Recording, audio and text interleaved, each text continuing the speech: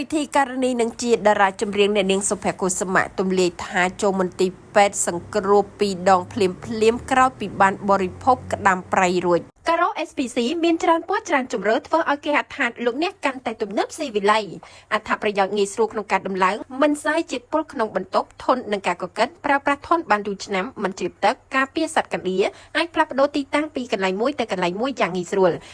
សម្អាតមិនរអិលអាចរៀបបានគ្រប់ទីកន្លែងការ៉ូ SPC ធ្វើឲ្យគេហដ្ឋានរបស់អស់លោកអ្នកកាន់តែទំនើបស៊ីវិល័យមានលក់ដុំនិងរាយសម្រាប់ព័ត៌មានលម្អិតសូមទំនាក់ទំនងមកកាន់លេខទូរស័ព្ទ015 988 គេឃើញថាការពីពេលថ្មីនេះនៅលើបណ្ដាញសង្គមផ្លូវការ Facebook របស់អ្នកនាងសុភ័ក្រកុសុមៈដែលជាពិធីការនីនិងជាតារាចម្រៀងផងនោះបានបង្ហោះរូបថតប៉ុន្មានសន្លឹកអមជាមួយនឹងសារដែលរៀបរាប់នៅក្នុងអត្ថន័យចែករំលែកបទពិសោធន៍ថាដំបូងឡើយនាងខ្ញុំគិតថាមិនចង់សរសេរផុសករណីនេះទេប៉ុន្តែគិតឡើងវិញនាងខ្ញុំពិតជាបារម្ភចំនួនបងប្អូន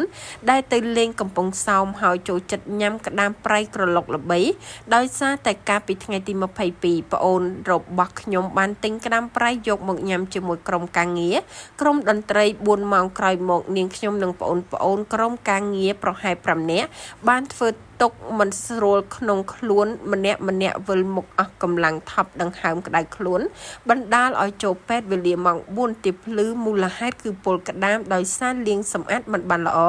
ពួកខ្ញុំចូលពេទ្យដល់ទៅ2ដងទៅធូរសំណេរមួយនេះគឺគ្រាន់តែចង់ឲ្យបងប្អូនមានការប្រុងប្រយ័ត្នមុនញ៉ាំក្តាមប្រៃកុំឲ្យមានបញ្ហាដូចក្រុមនាងខ្ញុំ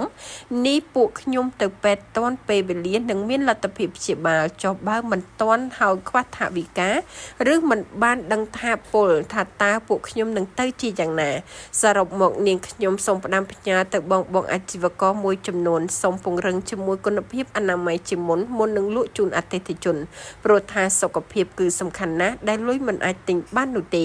ជាចុងក្រោយសូមអរគុណបងប្អូនដែលមានការបារម្ភសួរសុខទុក្ខក្រុមការងារនឹងនាងខ្ញុំហើយក៏សូមអរគុណដល់លោកគ្រូពេទ្យអ្នកគ្រូពេទ្យទាំងពីរកន្លែងដែលបានយកចិត្តទុកដាក់ក្នុងការមើលថែអ្នកជំងឺយ៉ាងដដែលតែតងទៅនឹងការបង្ហោះរបស់សុភ័ក្រកុសុមៈបែបនេះគឺចង់អត្តន័យទម្លាយឲ្យមហាជនបានដឹងហើយក៏មានការប្រុងប្រយ័ត្នព្រោះថាជួនកាលយើងមិនមានបញ្ហាសុខភាពទេប៉ុន្តែការដែលញ៉ាំចំណីខុសឬក៏ខ្វះខាតអនាម័យក៏ធ្វើឲ្យយើងមានការពុលនិងមានបញ្ហារហូតដល់ចូលទៅសង្គ្រោះនៅមន្ទីរពេទ្យផងដែរ